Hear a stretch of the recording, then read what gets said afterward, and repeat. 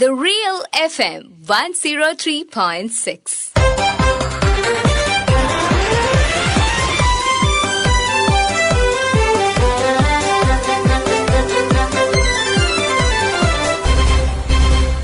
ശ്രദ്ധ. പ്രസവത്തോടനുബന്ധിച്ചുള്ള മാതൃശിശു മരണനിരക്ക് ഏറ്റവും കുറവുള്ള ഇന്ത്യൻ സംസ്ഥാനങ്ങളിലൊന്നാണ് കേരളം. വർഷങ്ങൾ നീണ്ട പ്രയത്നത്തിലൂടെ കേരളത്തിലെ ആരോഗ്യമേഖല കൈവരിച്ചതാണ് ഈ നേട്ടം.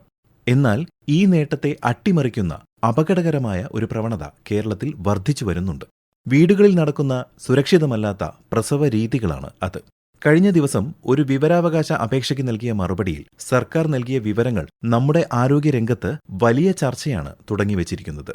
4.5 വർഷത്തിനിടെ 3000-നടുത്ത് വീട്ടുപ്രസവങ്ങൾ കേരളത്തിൽ നടന്നെന്നും ഈ വർഷം ഏപ്രിൽ മുതൽ സെപ്റ്റംബർ വരെ മാത്രം ഇത്തരത്തിലുള്ള 200 പ്രസവങ്ങളാണ് സംസ്ഥാനത്ത് നടന്നതെന്നും ഔദ്യോഗിക സ്ഥിരീകരണം ഉണ്ടായിരിക്കുകയാണ്. മലപ്പുറം, വയനാട്, എറണാകുളം, കണ്ണൂർ, ഇടുക്കി, കോഴിക്കോട് തുടങ്ങിയ ജില്ലകളാണ് കണക്കുകളിൽ മുന്നിൽ. വീടുകളിലെ അശാസ്ത്രീയമായ പ്രസവം നിയമം മൂലം നിരോധിച്ചിട്ടില്ലാത്തതിനാലും പ്രചരിക്കപ്പെടുന്ന തെറ്റിദ്ധാരണകൾ കാരണവുമാണ് പലരും ഇത്തരം സാഹസങ്ങൾക്ക് മുതിരുന്നതെന്നാണ് വിദഗ്ധർ അഭിപ്രായപ്പെടുന്നത്. ഒരേ സമയം അമ്മയുടെയും കുഞ്ഞിന്റെയും ജീവൻ അപകടത്തിലാക്കുന്ന വീടുകളിലെ അശാസ്ത്രീയ പ്രസവങ്ങളെക്കുറിച്ച് ഇന്നത്തെ ശ്രദ്ധ ചർച്ച ചെയ്യുന്നു.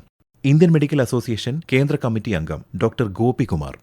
ഈയിടെയായി വീടുകളിൽ പ്രസവം കൂടുതലായി നടക്കുന്നു എന്ന ഒരു റിപ്പോർട്ട് മാധ്യമങ്ങളിൽ കാണുകയുണ്ടായി. വാസ്തവത്തിൽ പ്രസവം സാധാരണയായി നടക്കുന്ന ഒരു പ്രക്രിയയാണെങ്കിലും അതിന് കൂടുതൽ സങ്കീർണമായ അവസ്ഥകളിലേക്ക് പോകാനുള്ള സാധ്യത കൂടുതലാണ്. അതുകൊണ്ടാണ് കേരളത്തിന്റെ പരിതസ്ഥിതിയിലായാലും മറ്റ് ആരോഗ്യ മേഖലയിലായാലും ആശുപത്രികളിൽ പ്രസവം നടത്തണം എന്നുള്ള നിർദ്ദേശം എല്ലാവർക്കും നൽകിക്കൊണ്ടിരിക്കുന്നത്. മാതൃ-ശിശു മരണനിരക്കുകൾ കൂടി വരുന്ന ഒരു അവസ്ഥ ഇത്തരം പ്രസവങ്ങൾ വീടുകളിൽ വെച്ച് നടത്തുമ്പോൾ ഉണ്ടാകും എന്നുള്ളതാണ് നാം മുൻപ് കണ്ടിരിക്കുന്നത്. കേരളത്തിന്റെ ആരോഗ്യ സൂചികകൾ പരിശോധിക്കുമ്പോൾ മരണനിരക്കാവട്ടെ ശിശു മരണനിരക്കാവട്ടെ തുലവും കുറഞ്ഞിരിക്കുന്ന അവസ്ഥയാണ് ദേശീയ സൂചികകളിൽ നിന്ന്. ഇതിന്റെ പ്രധാന കാരണം പ്രസവ സംബന്ധമായ പ്രശ്നങ്ങൾക്ക് തക്കതായ പരിഹാരങ്ങൾ സമയത്ത് നൽകുക എന്നുള്ള പ്രക്രിയ കൂടുതൽ കേരളത്തിൽ നടക്കുന്നു എന്നുള്ളത് കൊണ്ടാണ്. അതിന്റെ കാരണം കൂടുതൽ പ്രസവങ്ങളും ആശുപത്രികളിൽ നടക്കുന്നു എന്നുള്ളത് തന്നെയാണ്. ഈ ഒരു രീതിയിൽ നിന്ന് മാറിയാണ് ഈ അടുത്ത കാലത്തായി ഈ ഒരു പ്രവണത കണ്ടുവരുന്നത്. ബോധവൽക്കരണം ഗവൺമെന്റിന്റെ ഭാഗത്തു നിന്നായാലും മറ്റ് സന്നദ്ധ സംഘടനകളുടെ ഭാഗത്തു നിന്നായാലും ഉണ്ടാകുന്നുണ്ടെങ്കിൽ പോലും മറ്റ് പല രീതികളിൽ ഇത് നടത്താതിരിക്കാനുള്ള ശ്രമങ്ങൾ നടക്കുന്നുണ്ട് എന്ന് മനസ്സിലാക്കേണ്ടിയിരിക്കുന്നു. പ്രത്യേകിച്ച് ചിലരുടെയൊക്കെ നിർബന്ധപൂർവമായ പ്രവർത്തനങ്ങൾ കാരണമാണ് ഇത്തരം പ്രവർത്തികൾ നടക്കുന്നത് എന്നുള്ള രീതിയിലാണ് റിപ്പോർട്ടുകളിൽ സൂചിപ്പിക്കപ്പെടുന്നത്. അന്യദേശ തൊഴിലാളികൾ ധാരാളമുള്ള നമ്മുടെ കേരളത്തിൽ അവരുടെ സാക്ഷരതാ നിരക്ക് ഒരുപക്ഷെ കുറഞ്ഞിരിക്കുന്ന അവസ്ഥയിൽ ഇത്തരം പ്രശ്നങ്ങളെക്കുറിച്ചുള്ള അവബോധം അവരിൽ കുറഞ്ഞിരിക്കുന്ന സാഹചര്യവും ഉണ്ടാകാം. എങ്കിൽ പോലും ഈയിടെയായി ഈ പ്രവണത കൂടുതലായി കാണുന്നതിനെ നാം വളരെ ആശങ്കയോടെ തന്നെ കാണേണ്ടതായിട്ടുണ്ട്. മാതൃ-ശിശു മരണ നിരക്കുകൾ ഏറ്റവും കുറഞ്ഞിരിക്കുന്ന സംസ്ഥാനമെന്ന ഖ്യാതിയുള്ള കേരളത്തിൽ മരണനിരക്കുകൾ കൂടുതൽ അളവിലേക്ക് മാറുന്ന അവസ്ഥ വീടുകളിലെ പ്രസവങ്ങൾ കൊണ്ട് ഉണ്ടാകും എന്നുള്ളതാണ് വസ്തുത. തീർച്ചയായും പ്രസവം എടുക്കുന്ന സമയത്ത് അതിന്റെ കാര്യങ്ങൾ കൃത്യമായി അറിയാവുന്ന വിദഗ്ധരുടെ സഹായത്തോടു കൂടി തന്നെ ചെയ്യപ്പെടേണ്ടത് അത്യാവശ്യമാണ്. പ്രസവം എടുക്കുന്നതിന് സഹായിക്കുന്നതായി കാണപ്പെടുന്ന പല സ്ത്രീകളും ഇത്തരം കാര്യങ്ങളിൽ കാര്യമായ പഠനങ്ങൾ നടത്തിയിട്ടുള്ളവരല്ല എന്നുള്ളത് നാം തിരിച്ചറിയണം. അതുകൊണ്ട് തന്നെ അശാസ്ത്രീയമായ രീതിയിൽ പ്രസവ ശുശ്രൂഷയോ അല്ലെങ്കിൽ പ്രസവം എടുക്കലോ നടക്കുമ്പോൾ അണുബാധയുടെ സാധ്യതകളും രക്തസ്രാവത്തിന്റെ സാധ്യതകളും കൂടുകയും ശിശു മരണ നിരക്കുകൾ എല്ലാം വർദ്ധിക്കുകയും ചെയ്യും. അതുകൊണ്ട് കൃത്യമായും ഇത്തരം കാര്യങ്ങളിൽ നിന്ന് നമ്മുടെ പൊതുജനം മാറി നിൽക്കണം, മാറി ചിന്തിക്കണം എന്നുള്ള ഒരു ആഹ്വാനമാണ് ഇത്തരുണത്തിൽ നടത്താനുള്ളത്. കേരളത്തിൽ വീട്ടുപ്രസവങ്ങൾ ഏറ്റവും കൂടുതൽ റിപ്പോർട്ട് ചെയ്യപ്പെട്ട പഞ്ചായത്തുകളിലൊന്നാണ് മലപ്പുറം ജില്ലയിലെ താനാളൂർ പഞ്ചായത്ത്. കൂട്ടായ പ്രവർത്തനത്തിലൂടെ ഈ ചീത്തപ്പേര് മാറ്റാനുള്ള പ്രയത്നത്തിലാണ് താനാളൂർ പഞ്ചായത്തും ആരോഗ്യ കേന്ദ്രങ്ങളും. Tanalur panchayat vice president V. Abdurazak.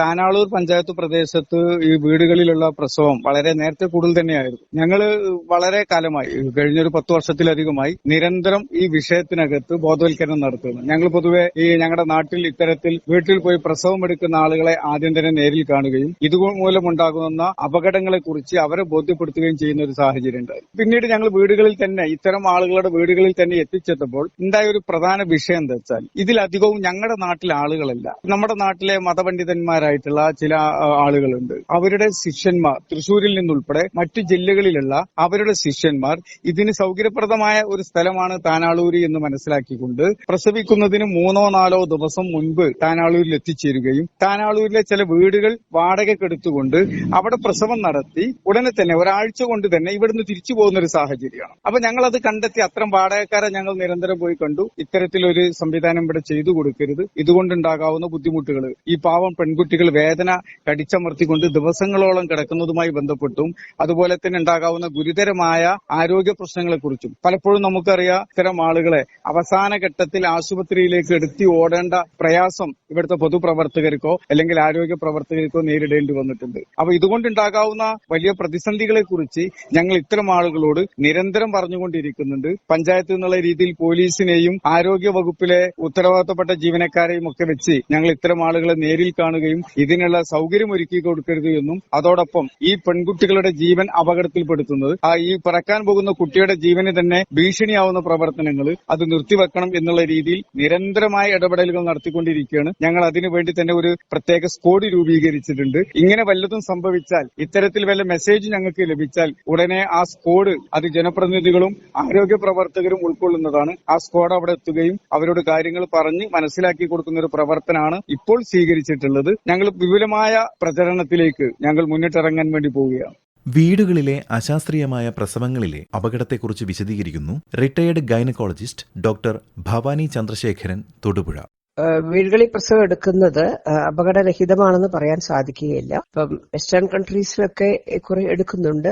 അതെങ്ങനെയാണെന്ന് വെച്ച് കഴിഞ്ഞാൽ എല്ലാ സൗകര്യങ്ങളും ഒരു ഡോക്ടർ, എന്റെ മിഡ്വൈഫ്, എല്ലാ സജ്ജീകരണങ്ങളോടും കൂടിയുള്ള രീതിയിൽ അല്പം വീട്ടുപ്രസവങ്ങൾ അവിടെ നടക്കുന്നുണ്ട്. പക്ഷെ നമ്മളുടെ ഇപ്പോഴത്തെ വീട്ടുപ്രസവങ്ങളൊക്കെ ചുമ്മാ യൂട്യൂബിലും ഒക്കെ നോക്കി ഭർത്താക്കന്മാര് നാച്ചുറോപ്പത്തി അങ്ങനെയുള്ള അക്യൂപങ്ക്ചർ ഈ രീതിയിലൊക്കെയുള്ള വിദഗ്ധര്, അതായത് പ്രസവമെടുക്കലുമായിട്ട് യാതൊരു ബന്ധവുമില്ലാത്ത ആൾക്കാരുമായിട്ട് കൂട്ടുപിടിച്ച് ഈ യൂട്യൂബ് നോക്കുന്ന ഭർത്താക്കന്മാരും ഭാര്യമാരും ഒക്കെ കൂടെ തീരുമാനിച്ചെടുക്കുന്ന പ്രസവമാണിത്. വളരെ വളരെയധികം അപകടകരമായ ഒരു പ്രവണതയാണിത് വീട്ടിൽ പ്രസവം എടുക്കുക എന്നുള്ളത്.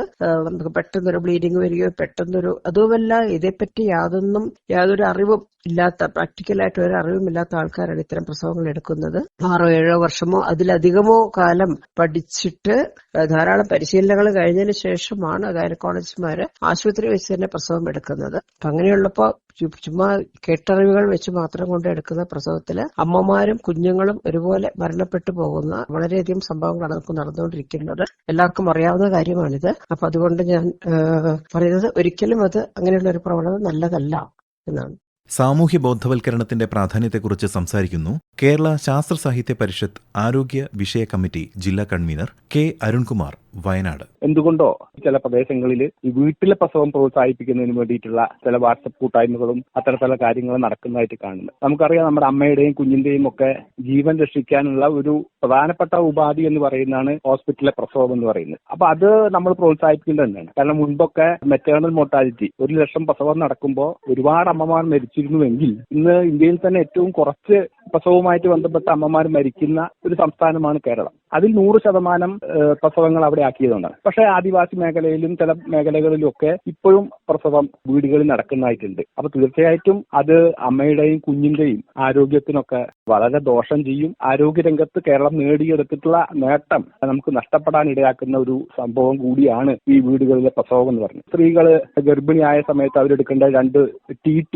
ഇഞ്ചക്ഷൻ, ടെറ്റനസ് വരാതിരിക്കുന്നതിന് വേണ്ടി. അപ്പൊ അതിന്റെ കവറേജും കുറഞ്ഞു വരുന്നതായിട്ട് തോന്നുന്നുണ്ടോ എന്ന് ഒരു സംശയമുണ്ട്. അപ്പൊ തീർച്ചയായിട്ടും ഇതിനെതിരെ ശാസ്ത്ര സാഹിത്യ വിഷയത്ത് പോലുള്ള സംഘടനകൾ ആളുകളെ ബോധവൽക്കരിക്കുന്നതിന് വേണ്ടിയിട്ടുള്ള വലിയ പരിപാടികൾ നടക്കണം. ആരോഗ്യ വകുപ്പിനാണ് ഇതിൽ കാര്യങ്ങൾ ചെയ്യാൻ വേണ്ടി പറ്റി ആരോഗ്യ സംവിധാനം ഉപയോഗപ്പെടുത്തിക്കൊണ്ട് അങ്ങനെ ആരോഗ്യ വകുപ്പ് ചെയ്യുന്ന സ്ത്രീകളുടെയും കുട്ടികളുടെയും ഇമ്മ്യൂണൈസേഷൻ കവറേജ് 100% ആക്കുന്നതിന് വേണ്ടിയുള്ള പ്രവർത്തനങ്ങൾക്ക് ഒരു പൊതുജനാരോഗ്യ പ്രവർത്തകൻ എന്ന നിലയ്ക്ക് എല്ലാവിധ സഹകരണങ്ങളും ഉണ്ടാകും.